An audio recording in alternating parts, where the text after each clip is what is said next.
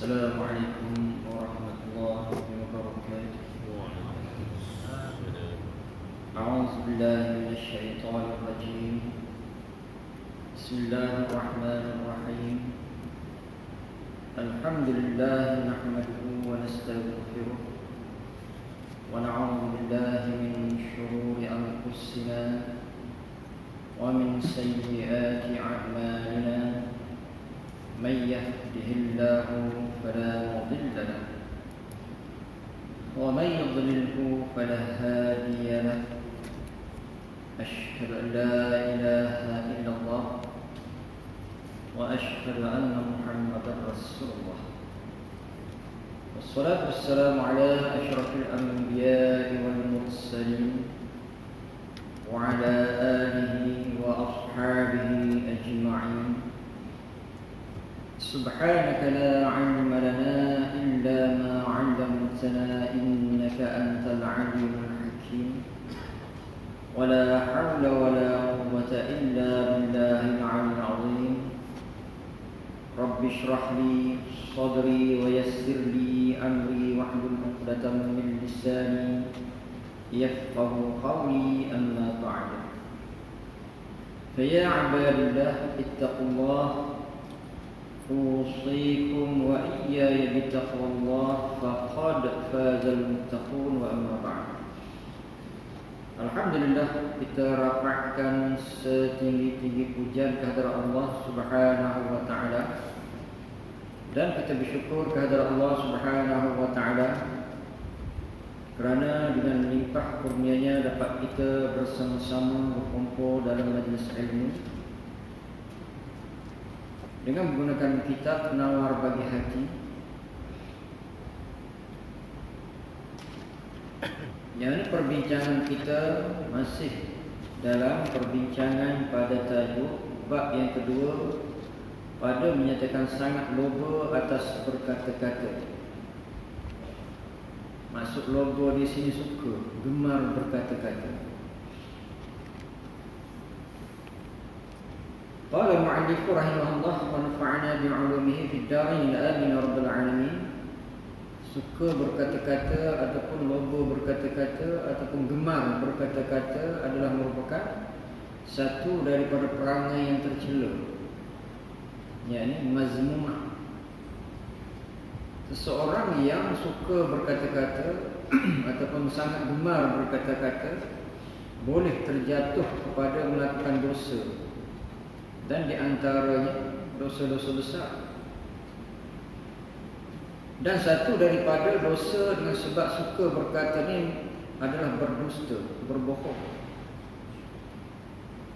Di mana dalam sebuah hadis Rasulullah SAW ada menyebut, "Idza kadhiba al-'abdu kizbatan taba'ada 'anhu al-malak mailan min natnin ma ja'abah." Yang bermaksud apabila berdusta seorang hamba Allah Ta'ala sekali berdusta, nescaya jauh daripadanya oleh malaikat 1 mil kerana busuk dusta yang mendatangkan ia dengan dia. Jadi dalam hadis ini jelas menyebut kepada kita, apabila berdusta seorang hamba Allah, idza kadzibal 'abdu, apabila satu hamba Allah itu berdusta, nescaya jauh daripadanya oleh malaikat. Malaikat akan menjauh. Taba'ada 'anhul malak, malaikat akan menjauh. Malaikat ini adalah merupakan makhluk Allah yang tidak melakukan dosa. Malaikat yang masih dekat dengan orang berdusta ni, malaikat yang mencatat kiraman katibin ya'lamuna ma taf'alun, yang itu memang akan bersama kita bila-bila. Tapi malaikat yang tidak ada kaitan dengan tulis atau kerja mencatat, dia akan menjauh. Maknanya malaikat rahmat akan jauh daripada orang yang suka berdusta. Malaikat maut tak jauh. Malaikat maut akan datang pada siapa-siapa, itu kerja dia. Jadi malaikat-malaikat yang contohnya malaikat rahmat, dia akan menjauh daripada orang yang suka berdusta. Ini jauh 1 mil kerana busuk dusta yang mendatangkan ia akan dia. Yang dusta itu adalah merupakan satu maksiat kepada Allah. Dan maksiat ini dia berbau busuk, cemar, kotor, jijik. Cuma kita ni sebagai manusia, Allah Subhanahu Wa Taala tidak buka hijab untuk kita mencium bau maksiat. Maksiat ni adalah merupakan najis maknawi. Maksud najis maknawi ini, dia ada bau busuk. Seperti bagaimana najis zahir ataupun najis yang kita boleh lihat zati. Najis zati kan kita belajar dalam ilmu fiqh kan ada sifat najis 3 sifat. Bau, rasa dan warna kan, itu dalam bab najis zati. Najis yang aini ataupun najis zati.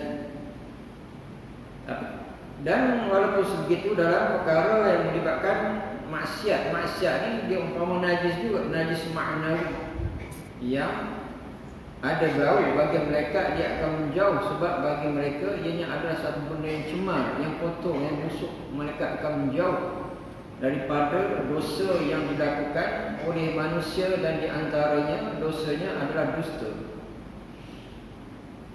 Ketahui olehmu bahwasanya berdusta itu haram, melainkan kerana sangat berhajat kepadanya. Dusta itu adalah haram, berdusta, berbohong itu adalah haram. Dan berdusta ataupun bohong itu adalah merupakan satu daripada ciri munafik. Sifat orang munafik. Munafik di mana tempat tinggalnya? Dark asfali minan nar, yakni neraka yang paling bawah. Dan di antara ciri orang munafik ini, dia suka berdusta, suka berbohong. Yang mana dusta itu adalah haram, melainkan kerana sangat berhajat kepadanya. Secara umumnya dusta itu adalah haram, melainkan seseorang itu sangat berhajat, sangat memerlukan, tak ada jalan, tidak ada jalan yang lain melainkan dia kena berdusta. Seperti apa? Seperti berdusta pada peperangan. Pegang tu kena guna hilah walaupun berdusta. Hilah masa pegang tu perlu. Dan berdusta kerana mendamaikan orang yang berkelahi. Begitu juga kadang-kadang hilah melalui dusta ni perlu digunakan untuk mendamaikan orang yang berbalah, orang yang bergaduh.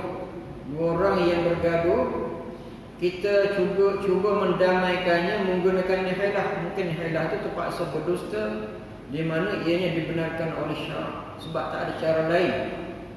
Yang mana keperluannya, yang utamanya agar dua orang yang berbalah itu dia berbaik semula. Cara macam mana? Kadang-kadang terpaksa guna hilah agar dua orang ni berbaik-baik. Yang ini bermusuhan itu adalah merupakan satu dosa. Berbaik-baik itu adalah merupakan satu kebajikan. Dan bagaimana nak perbaikan orang yang bermusuh itu kadang-kadang perlu ada hilah, yakni melalui dusta. Itu dibenarkan oleh syarak. Dan berdusta suami tatkala ingkar ia di hadapan isteri-isterinya.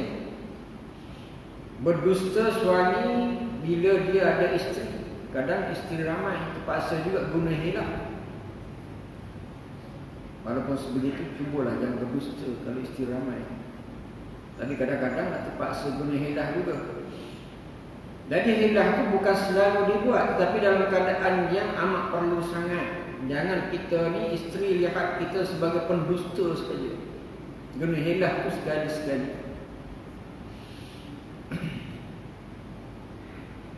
Bahawa ada madunya lebih kasih padanya, dan apabila harus berdusta, contohnya yakni orang yang ada isteri ramai, umpamanya, yakni dia kata kepada isteri pertama, saya sayang sangat kepada awak. Isteri lain sayang juga, tapi awak lebih saya sayang.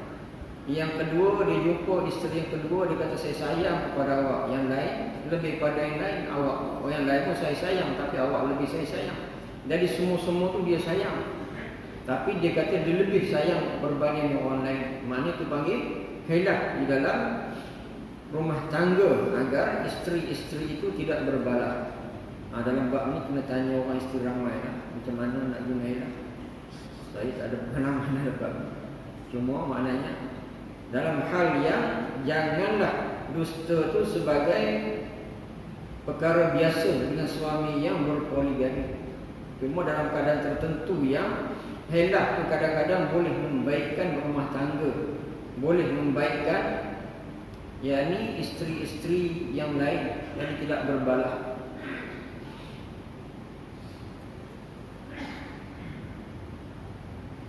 Dan apabila harus berdusta, maka yang lebih baik bahawa memakai ia akan tauriah, dan iaitu menyebut ia akan perkataan yang ada baginya dua makna, satu makna yang hampir dan satu makna yang jauh, maka menghendaki ia akan makna yang jauh itu. Mana tauriah ni hilah, menggunakan hilah, yang dengan hilah itu dia ada dua maksud, tapi maksud yang sebalik itu yang kita kehendaki, untuk agar umpama kes tadilah isteri yang ramai itu agar mereka ni tidak berbalah dengan madu-madu. Jadi guna hilah tu tauriah. Adapun mengumpat, yang ini berkenaan dengan dusta tu habis.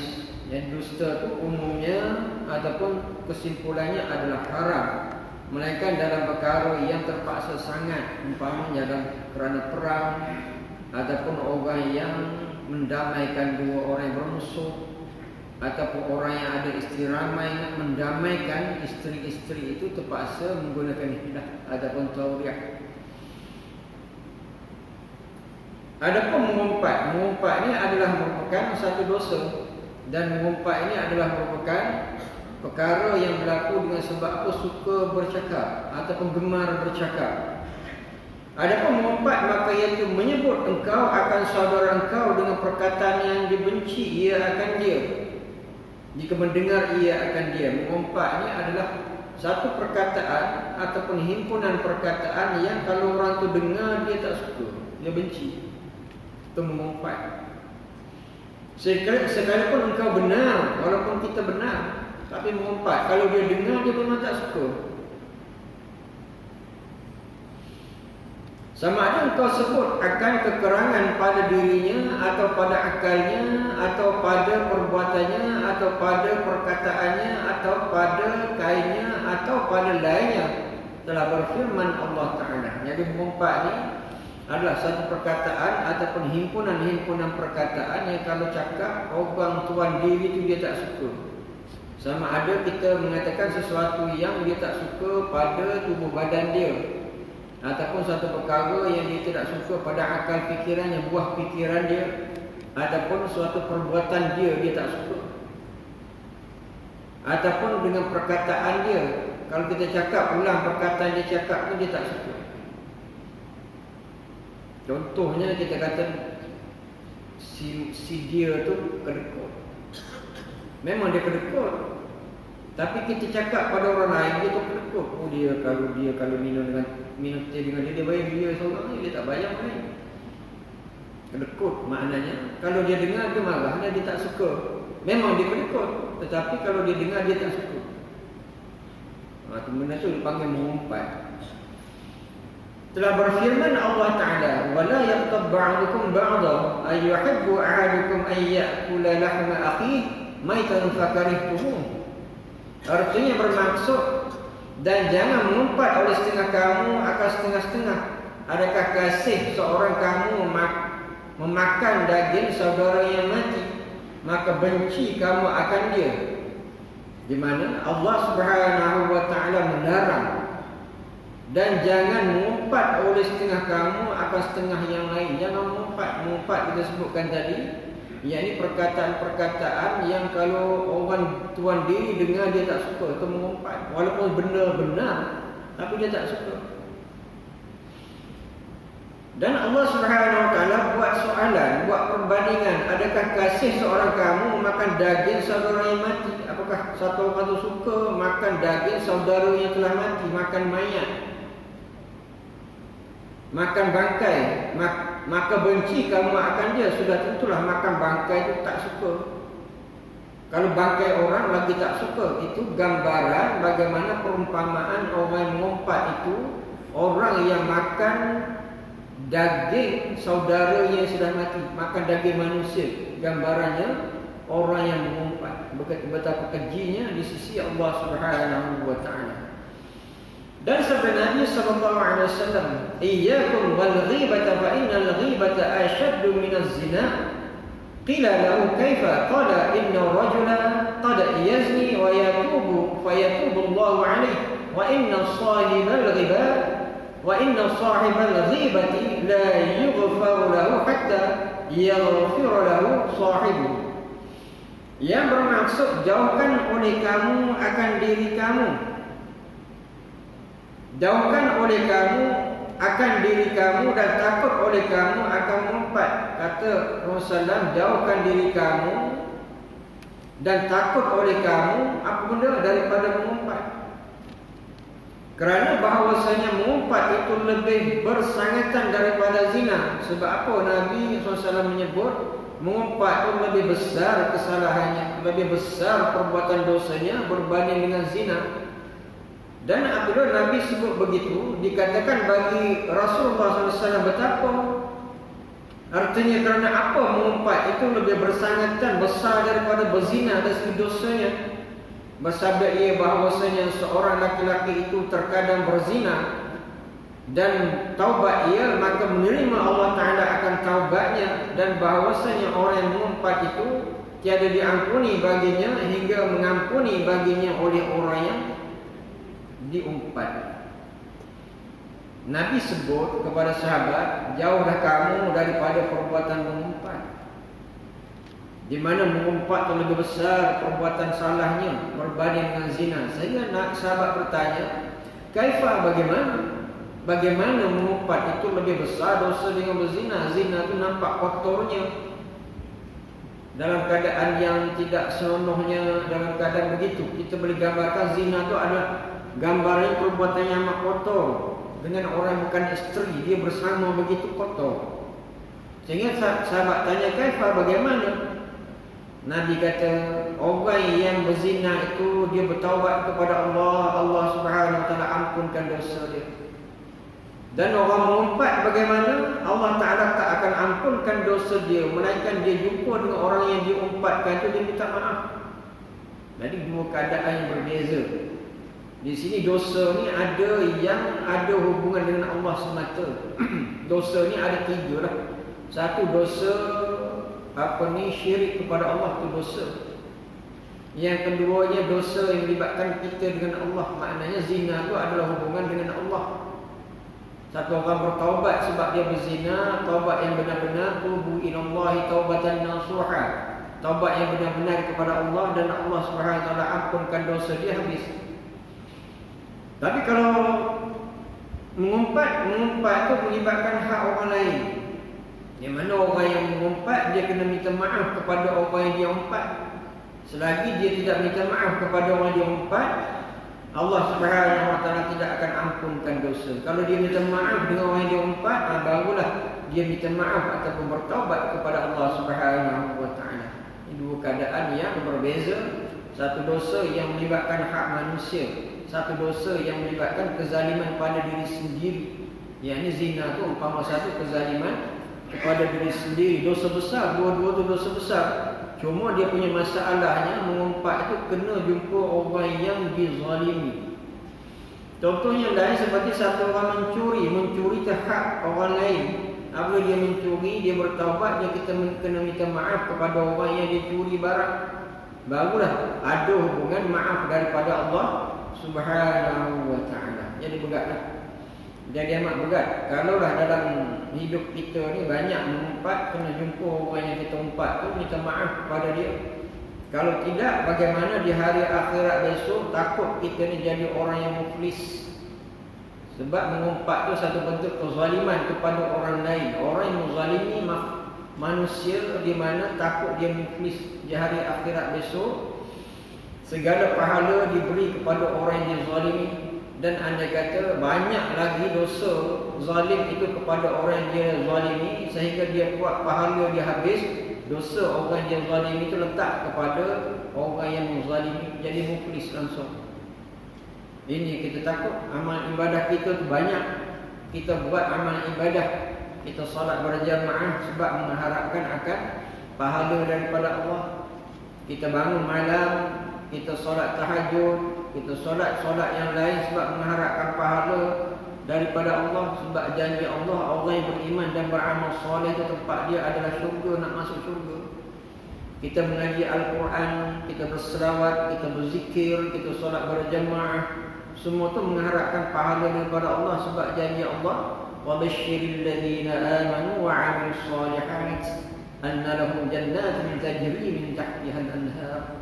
Yakni kabar gembira kepada orang beriman dan beramal soleh, bagi mereka itu syurga. Yakni kita ni nak masuk dalam kumpulan orang yang beramal soleh, iman beramal soleh, agar kita ni mendapat kebahagiaan di hari akhirat nanti. Tiba-tiba ada kezaliman kita dengan manusia, na'udzubillah, di mana pahala yang kita buat akan diberi kepada orang yang kita zalimi. Di antara satu kezalimannya adalah mengumpat.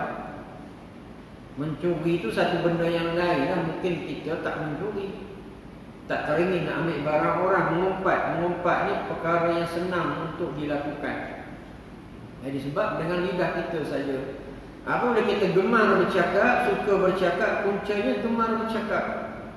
Jadi gemar bercakap ni penyakit hati, penyakit mazmumah, penyakit batin. Apabila gemar bercakap, satu orang suka berdusta. Gemar bercakap membawa kepada mengumpat. Sebab bercakap ni kadang-kadang tak ada modal, guna modal mengumpat.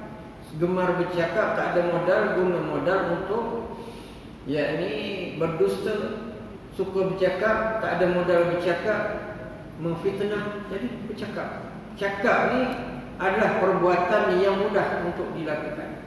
Dan kalau tak kena pada tempatnya, berhadapan dengan dosa yang amat besar, yakni mengumpat.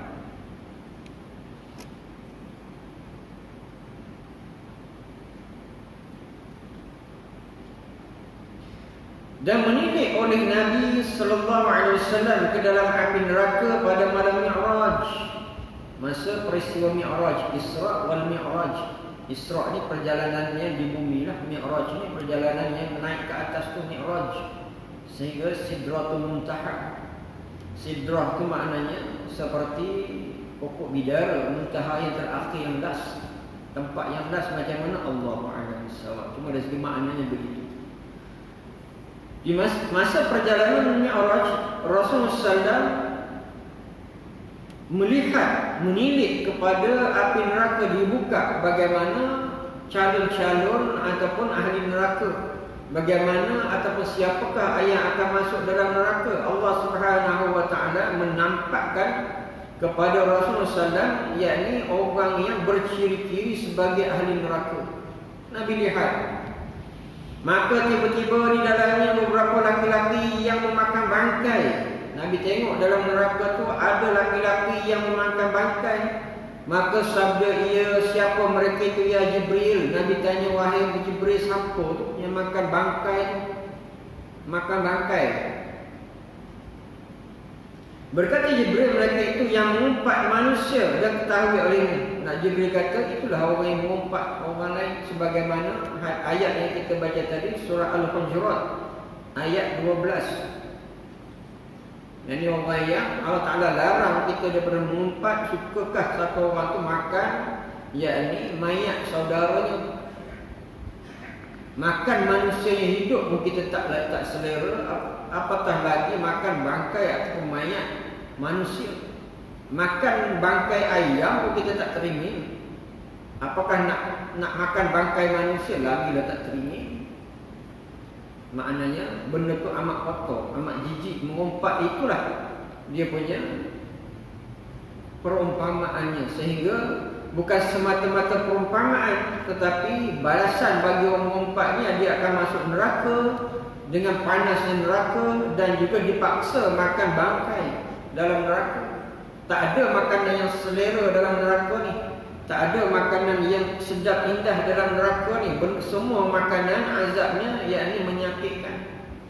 Makan bangkai itu menyakitkan, dan kena panas api neraka menyakitkan. Satu teguk daripada air neraka tu boleh menembuskan perut-perut. Memang tak termakan, memang tak boleh makan, tapi terpaksa untuk makan, dipaksa makan.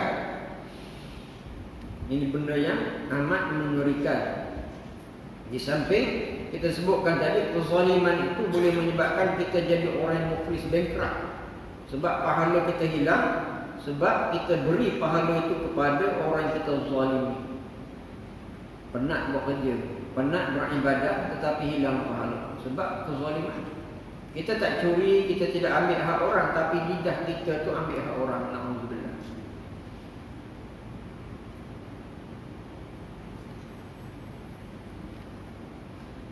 Dan ketahui olehmu, naklah kita ambil tahu, belajar sungguh-sungguh, cakna sungguh-sungguh bahawasanya mengumpat itu haram dengan ijma'. Mengumpat itu haram dengan ijma'. Ijma' ulama', sepakat ulama'. Al-Quran dan hadis itu sebagai sumber daripada dua sumber itulah timbul ijma' ulama' ataupun berlakunya khilaf daripada dua sumber. Kalau sumber itu muhkam, makna tidak ada maksud yang lain, dia akan jadi ijma'. Melainkan satu sumber itu boleh membawa maksud yang berbagai-bagai, dia akan jadi khilaf. Sekarang dalam masalah mengumpat ini, dalilnya adalah muhkam, yakni benda yang satu makna saja, dalil satu makna saja, sehingga ulama-ulama sepakat mengatakan mengumpat itu adalah haram. Tak ada ulama-ulama yang sebalik. Melainkan pada 6 tempat diharuskan padanya mengumpat. Apakah Islam tu agama yang beku begitu? Sebab kadang-kadang perlu juga cakap pasal orang ni. Ada juga perkara yang dibenarkan oleh syarak. Sebab Islam ni bukan agama yang beku, agama yang hidup, agama yang bersama kita di mana-mana tempat, agama yang membimbing kita di mana-mana tempat, bukan agama yang beku. Ada juga keadaan yang tertentu yang boleh mengumpat. Umumnya kita ulang, mengumpat tu memang satu dosa yang besar, haram. Melainkan ada 6 tempat yang kata ulama boleh mengumpat. Yang pertama, orang yang mengadu kepada raja berkata, ia si anu menzalim, ia akan daku, dan menyebut ia akan kejahatan itu. Yang pertamanya, orang yang mengadu tentang kezaliman orang kepada dia. Dia mengadu kepada raja atau mengadu kepada pihak yang berkuasa, dia mengadu kepada mahkamah, yakni orang itu zalim kepada dia. Itu mengumpat juga, tapi mengumpat yang itu dibenarkan oleh syarak. Dan di antara lagi yang boleh kita perkatakan tentang keburukan orang, di dalam kita belajar ilmu hadis, sanad hadis. Sanad itu adalah merupakan perawi hadis. Dia ada jar wa ta'dil, satu ilmu tentang sifat yang baik dan tidak baik orang. Nah, ini bagaimana perlu untuk kita kenal orang yang meriwayatkan hadis itu, walaupun kita terpaksa belajar tentang keburukan dia. Itu dibenarkan sebab apa? Nak memastikan hadis itu sahih daripada Rasulullah SAW. Orang yang berbohong tidak diterima periwayatan hadis sebab dia tidak siqah. 5 ciri untuk menetapkan hadis itu sahih. Satu daripadanya, perawi itu orang siqah, dipercayai. Kalau dia bohong, di mana tidak diterimalah periwayatan hadis. Ilmu tidak ada dalam kitab Jarh wa Ta'dil ataupun Asma'ul Rijal dalam ilmu hadis. Mana ada perkara-perkara ataupun dalam keadaan tertentu boleh memperkatakan tentang keburukan orang, tapi bukan semua perkara. Contohnya di sini dalam kitab kita ni, satu orang mengadu kepada pihak berkuasa ataupun raja tentang dirinya dizalimi, boleh mengadu. Yang kedua, orang yang minta tolong pada menghilangkan maksiat, maka harus baginya bahawa berkata ia, si anu mengerjakan maksiat, tolong olehmu akan daku pada menghilangkannya, dan menyebut ia akan nama maksiat itu. Yang keduanya nak menghilangkan maksiat yang berlaku. Dia tahu maksiat yang berlaku dilakukan oleh orang tu. Dia jumpa orang yang berkenaan, orang yang pihak yang berkuasa atau pihak yang berwajib yang boleh menghilangkan maksiat, dia mengadu. Orang ni dia buat maksiat, nama dia sekian-sekian, maksiat dia apa-apa. Jadi mengadu. Yang tu menceritakan keburukan orang juga, tapi dalam perkara itu kena wajib dihilangkan maksiat. Contohnya berlaku di kampung kita. Kita tengok orang tu memang dia berzina. Jadi bagaimana nak menghilangkan ni? Kita jumpa orang tertentu, ketua kampung ke, pihak-pihak yang boleh bertindak, di mana kita ceritakan nama orang tu dan perbuatan dia. Kan perkataan tu adalah mengumpat, menceritakan keburukan, tapi ianya adalah maksiat yang wajib untuk dihilangkan. Kalau tidak, satu kampung akan terkena bahana zina itu. Adapun orang yang mencuba untuk mempromosikan maksiat di kampung kita, dan kita ni mengadu kepada pihak yang berwajib, yang berkenaan, agar dihilangkan akan maksiat itu. Kita cerita tentang keburukan orang, tapi dalam perkara ini dibenarkan oleh syarak. Jadi maksudnya Islam itu bukan agama yang beku. Ada perkara-perkara yang wajib untuk kita bercakap tentang keburukan orang sebab ada kemaslahatannya. Yang ketiga, orang yang minta fatwa apabila berhajat kepada menyebut pertanyaannya, seperti berkata oleh isteri, suami aku seorang yang kikir kedekut, tiada memberi ia bagiku akan yang memadai daripada nafkah. Maka adakah harus aku mengambil daripada hartanya setengah yang memada bagiku? Dan juga minta hukum, minta fatwa. Boleh juga minta fatwa terpaksa menyebut nama orang tu. Contoh, dia buat contoh di sini.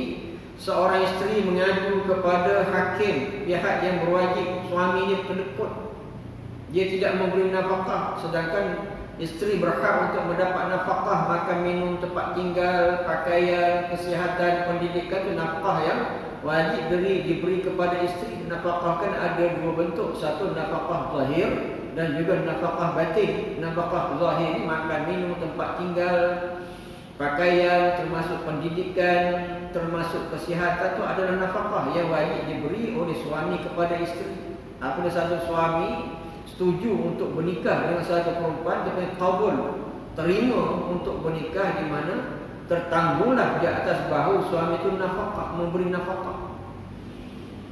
Dan apabila suami itu tidak memberi nafkah, yang ini dia kedekut, bagaimana isteri mengadu kepada pihak berwajib, pihak berkenaan, menanyakan fatwa, boleh tak saya ambil sebahagian harta suami saya untuk saya pergunakan untuk melepaskan nafkah makan minum saya dengan anak-anak.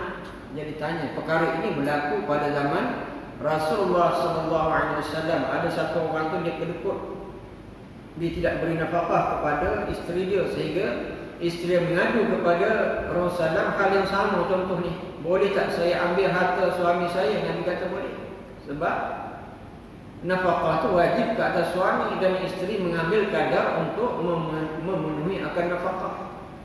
Begitu juga seorang ayah yang tidak berkemampuan, boleh dia mengambil harta anaknya untuk sebagai nafkah sara hidup dia, sebab ayah yang tidak berkemampuan. Seorang anak wajib untuk memberi nafkah kepada usul dan furu'. Kita belajar dalam fiqh. Nafkah ni ada dua bentuk, satu nafkah bentuk usul dan juga nafkah bentuk furu'. Usul ni ayah dan ke atas, ibu ayah dan ke atas. Furu' ni anak, cucu dan ke bawah, termasuk isteri, dipanggil furu'. Jadi dua pihak ini wajib untuk dinafkahkan. Dan kalau tidak diberi nafkah, mereka itu berhak untuk mengambil kadar untuk memenuhi keperluan hidup. Ini bersabit dengan hadis Rasulullah SAW. Macam juga kisah yang perempuan ini, dia bertanya kepada pihak yang berkenaan, boleh tak dia ambil harta suaminya, sedangkan dia menyebut nama suaminya dan sifat buruk suaminya, yakni kikir ataupun kedekut. Boleh cakap berkenaan keburukan suami, dan juga boleh mengambil harta suami, tidak dinamakan sebagai mencuri. Isteri ambil harta suami, tak boleh dipotong tangan. Isteri mengambil harta suami, tak boleh dipotong tangan, sebab dia ada qarinah dia. Dia ada sabit dari segi keperluan dia, yakni nafkah. Beza suami ambil harta isteri, sebab suami dia, isteri tidak menafkahkan dia. Kan kita belajar dalam qanun jinayah syar'iyah. Sini dah belajar ni. Dan bagaimana dalam bab hudud, yakni mencuri. Isteri tidak disabitkan sebagai orang yang mencuri kalau dia mengambil sekadar untuk memenuhi keperluan hidup, tak boleh potong tangan. Tidak dinamakan sebagai pencuri. Tapi sebaliknya suami boleh dikenakan hudud, sebab suami itu orang yang memberi nafkah. Nak jaga-jaga. Orang yang bersenang-senang, bersuka-suka mengambil harta isteri boleh dikenakan hukum. Isteri tak apa. Kan ijab dan qabul kan beza. Ijab tu maknanya tawaran. Qabul tu suaminya menerima tawaran tu. Aku nikahkan akan nikah gini, saya terima nikah. Awal terima nikah maknanya segala tanggungjawab tu dibebankan kepada suami. Ar-rijalu qawwamuna 'alan nisa. Tanggungjawab itu. Dan apabila suami tidak menunaikan tanggungjawab bermakna banyak hukum pada suami. Isteri itu adalah orang yang duduk di bawah kekuasaan suami untuk menerima segala haruan nafkah dalam hidup. Itu dia panggil konsep ijab dan qabul. Tawaran itu daripada pihak isteri, penerimaan itu bagi pihak suami, sebab suami bukan setakat menerima isteri untuk dia istimta', tetapi segala keperluan hidup itu di atas tanggungjawab suami. Yang keempat, yang menakutkan akan orang Islam daripada kejahatan orang yang lain, seperti berkata, ia perempuan itu jahat kelakuannya, maka jangan engkau berkahwin dengan dia, dan menyebut ia akan nama kejahatan. Begitu juga yakni menyebut keburukan orang Islam yang lain, agar orang Islam yang lain ini tidak terjebak dengan keburukan itu. Contohnya, satu orang tu dia berkenan dengan satu perempuan. Kita ni orang kampung, kita tahu perempuan tu memang dia ni teruk. Azan. Allahu Akbar, Allahu Akbar. Asyhadu an la ilaha illallah.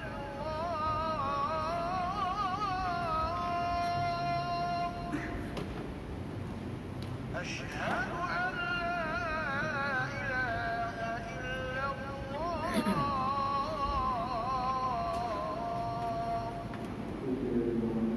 Asyhadu anna Muhammadar Rasulullah.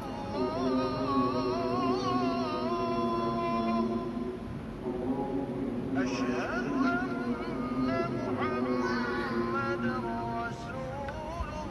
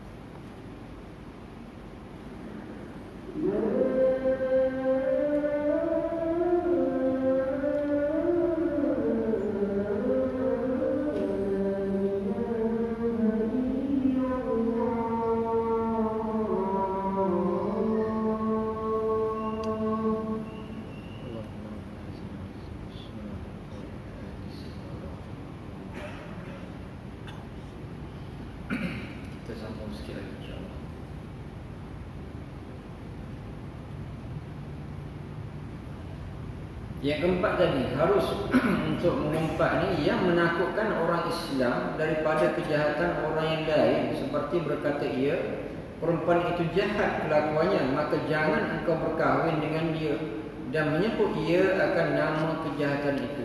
Yang boleh sebut kejahatan satu orang sebab nak menyelamatkan orang lain daripada bersama-sama dengan kejahatan. Contoh, satu orang nak bernikah ataupun nak meminang satu perempuan, dia datang ke kampung kita, tanya berkenaan dengan perempuan tu bagaimana. Kita pun kenal perangai dia, kata perempuan ni tak elok sangat.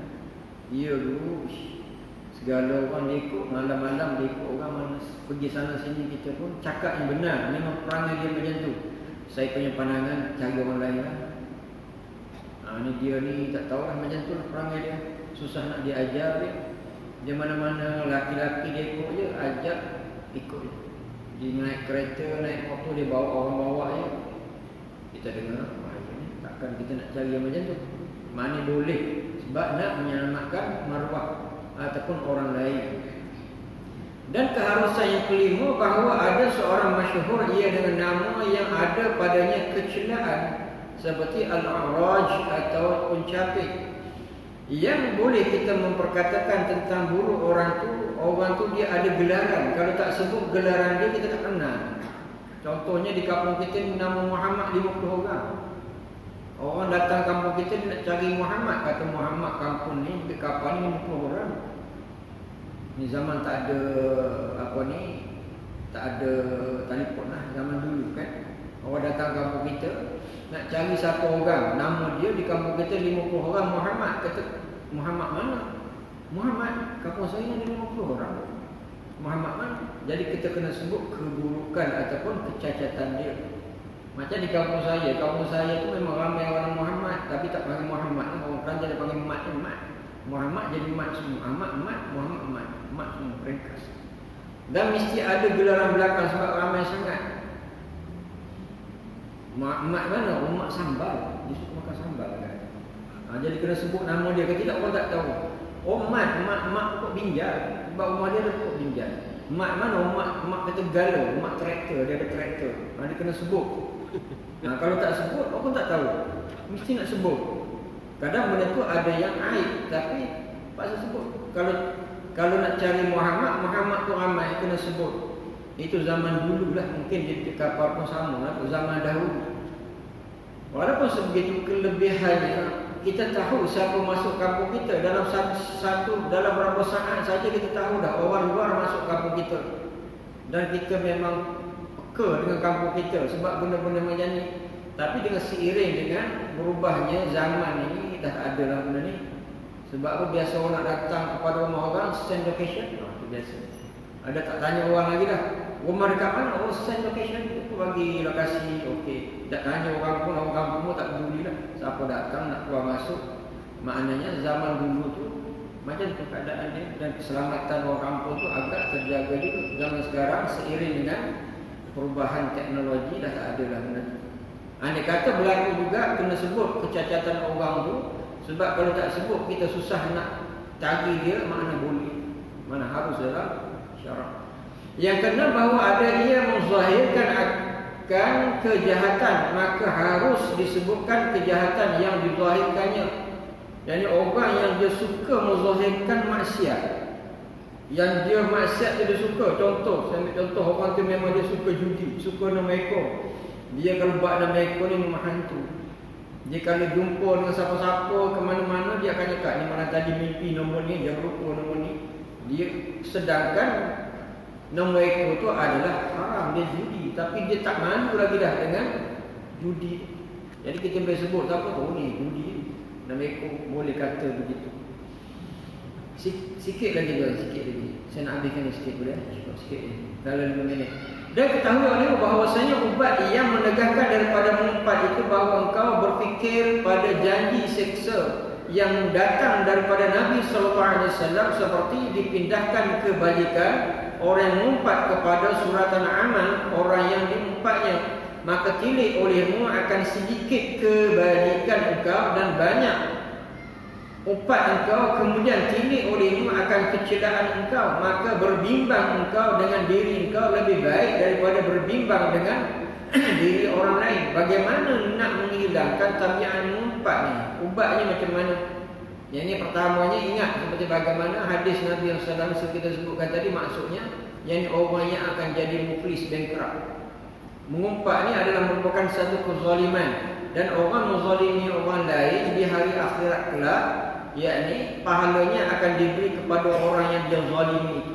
Dan dia kata pahalanya, dia punya dosa kezaliman itu masih ada lagi, dan pahala yang diberi itu dah habis dah. Di mana dosa orang yang dizalimi itu akan diambil letak kepada orang yang menzalimi sampai habis. Bukan setakat bankrupt, dosa orang itu pula letak kepada dia. Ini maksud daripada hadis. Yang kedua pula ingat, yakni kecacatan ataupun kejelekan, keaiban kita tu lebih banyak berbanding dengan orang lain. Kalau nak dibilang, nak di list down kan kita punya kecacatan kita mungkin lebih banyak daripada orang kita umpat. Jadi tak payah, kita fikir kita je, muhasabah diri kita sebelum daripada kita nak umpat kecacatan, kekurangan aib orang lain. Umpat diri kita dulu, list down kita punya kecacatan tu apa, kesilapan apa kita. Itu penting. Orang punya muhasabah, kita punya hak muhasabah. Sebab biasa orang mengumpat orang ni, dia rasa macam dia tu tak ada dosa, tak ada aib. Dia fikir orang punya aib, dia tak fikir dia punya aib. Dan jika ada pada engkau dosa yang kecil, maka ketahui olehmu bahawasanya mudarat dosa kecil engkau atas diri engkau lebih banyak daripada mudarat dosa besar orang lain. Dan jika tiada ada pada engkau kecelaan, maka ketahui olehmu bahawasanya jahil engkau dengan kecelaan diri engkau itu ada ia sebesar-besar segala kecelaan. Kerana siapa manusia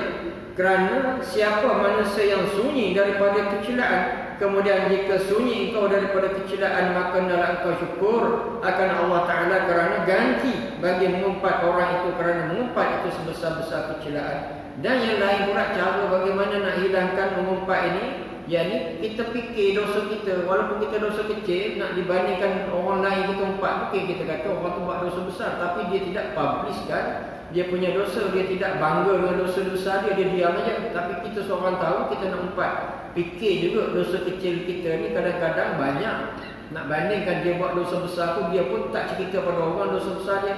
Kita kenal dia masa muda, dia buat satu dosa besar, tak payahlah kita nak sebut kepada orang dosa besar dia. Kita fikir dosa kita yang kecil ini itu banyak untuk kita muhasabah nak banding dosa besar dia. Dia pun tidak seronok ataupun dia pun tidak